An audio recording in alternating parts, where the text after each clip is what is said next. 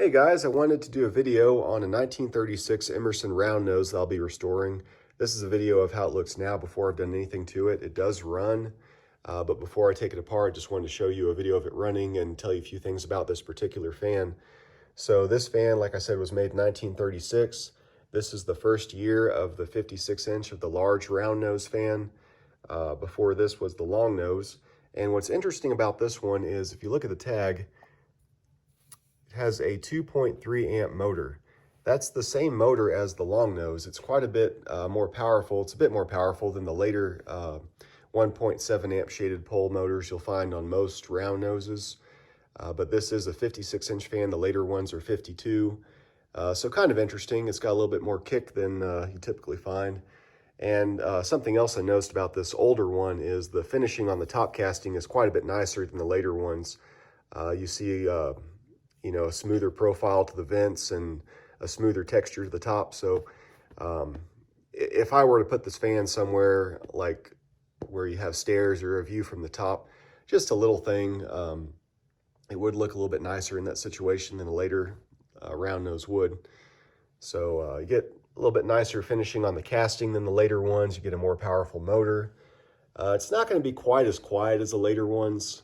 They specifically marketed the 1.7 amp 1941 and newer Roundnose motor as the quiet type, so it seemed like that went into the design. But without further ado, let me go ahead and turn this thing on. I've got it hooked to a Variac so I can do some different speeds, but it's set to about 110 volts. So let me give you that right now.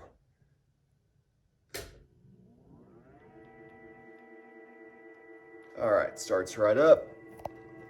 Has a nice little electrical whir to it.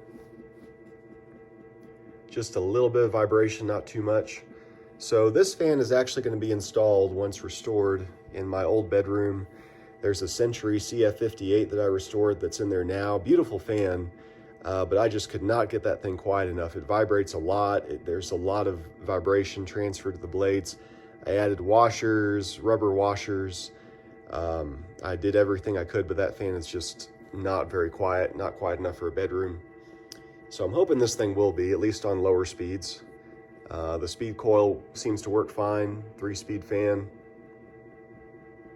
One thing I might even experiment with, since I have quite a bit of time on this one, I might even rewind a new speed coil with additional turns to give it an even broader speed separation.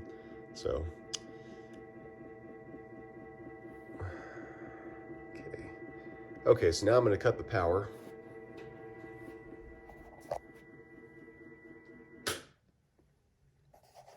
One nice thing is the bearing on this one seems to be perfect.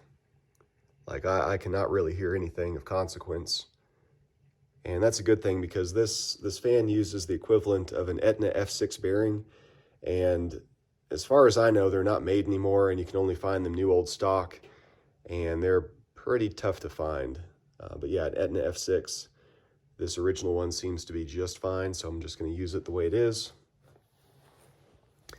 So while this is coasting down, so my restoration project process, I'll strip the fan, I'll take everything completely apart, all the electrical stuff out.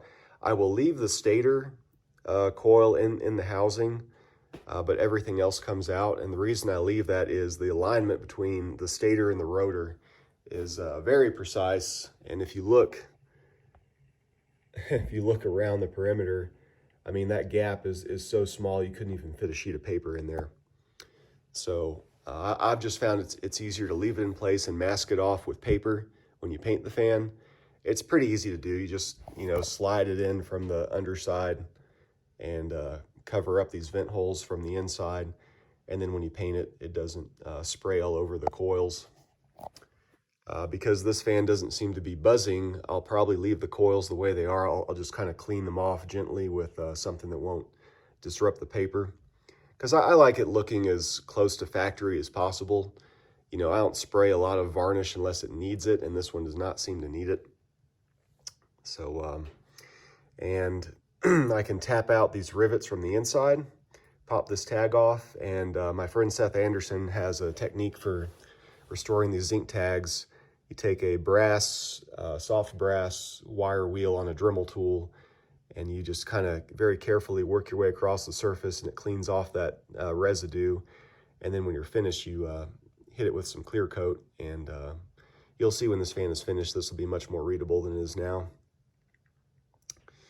But yeah, I just take everything completely apart, strip it all the way down to bare cast iron. I'll prime it with Rust-Oleum Universal Primer. I'll sand it, maybe even 2 coats. That's something I've done on my recent fan restorations, is really focusing on that surface prep and not just going straight from primer to top coat, but to sand the primer. But that'll make this fan look really better than new. It's going to get a level of attention that it wouldn't have gotten originally. But because this top casting is starting off from a pretty nice place versus the later fans, this one should look really nice. But yeah, I can reuse the bearing, and oh, another thing. So luckily, I check eBay every now and then. Got a 3-speed Lavalier Model 400. So this is what it would have originally had, a 3-speed Lavalier. So again, I always try to keep things factory on my fans if I can. So go ahead and pull the power on this. I'll show you the rest of the fan real quick. All right, so here's the bottom of the fan. This is where the Lavalier is going to go. And one way to spot an early Roundnose, 1936 up through 1940, is it will have this plug on the bottom of the switch housing.